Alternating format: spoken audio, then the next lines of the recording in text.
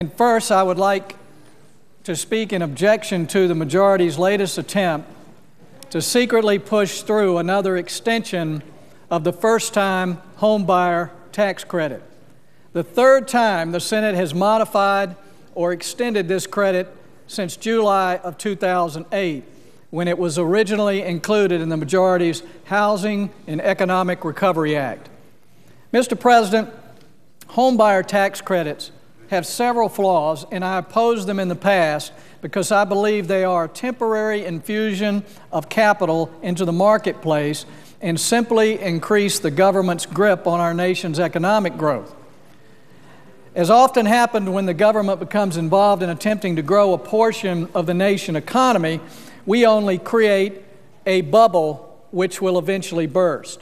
As the National Association of Realtors said in late April, shortly before the expiring of the tax credit on April 30th, and I quote, "It's time for the housing market to stand on its own feet.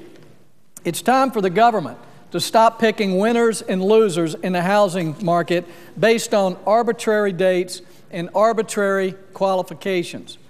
For the people who haven't closed on their homes by today, it's not that they won't get their house, only that they won't get a taxpayer subsidy for having bought a house now rather than later.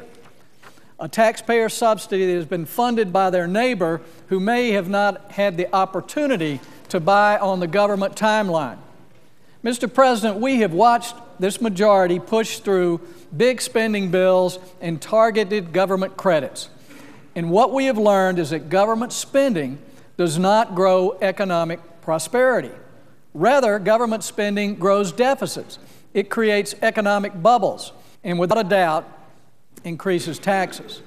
For 18 months, this majority has created a false sense of hope for consumers and markets while increasing taxes on small businesses and the most productive and hardworking Americans. Rather than creating tax equality and predictability for all Americans, this Congress has tried to force taxpayers to subsidize the purchasing of cars, homes, and even appliances. Mr. President, we know what works. When American businesses have the predictability of low tax rates, they in turn invest in job creation and create real economic growth. The enormous amount of spending that this Congress has taken on is unsustainable and will eventually lead to the highest tax increases in our nation's history. This bill is no different. I ask my colleagues, how many times do we need to extend this home buyer tax credit? What do we tell the people who bought their homes just before it started and the ones who bought their homes right after it expired? That their mortgage rates will be higher for the whole time they own their home, and their taxes will be paying for their neighbor's home who happened to buy in the government's window of opportunity. The Nonpartisan Tax Policy Center has called the home buyer credit Washington's worst tax policy idea. They have estimated that the $12.6 billion already spent on this program through February created close to zero jobs, and that at least 85% of these buyers would have likely purchased a home anyway. Also, the Treasury Department's Inspector General found the home buyer credit has been riddled with fraud and chronicled over 14,000 instances of false claims. This is typical of government programs.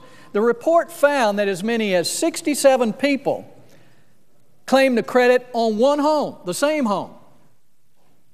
It also found that over 1,000 prisoners received credit for homes they claimed to buy while in jail. How is it fair to subsidize Americans who purchased their first home only because they purchased it on the government's timetable? With this latest extension of the credit, the majority is not only cutting defense spending to fund the credits, but now it's admitting that taxing Americans at the highest rates in history isn't enough. Now they're going to tax our foreign visitors to pay for buying our homes here in America. Mr. President, my hope is that my colleagues will use recess next week to finally listen to the millions of Americans who are tired of this Congress choosing winners and losers. They're tired of the excessive spending, and they're fearful of tax increases yet to come. They're telling us very clearly, stop spending, stop borrowing, stop adding to the debt, and stop the government takeovers. Most of all, they agree on one thing. This Congress needs to get out of the way and let America get back to work.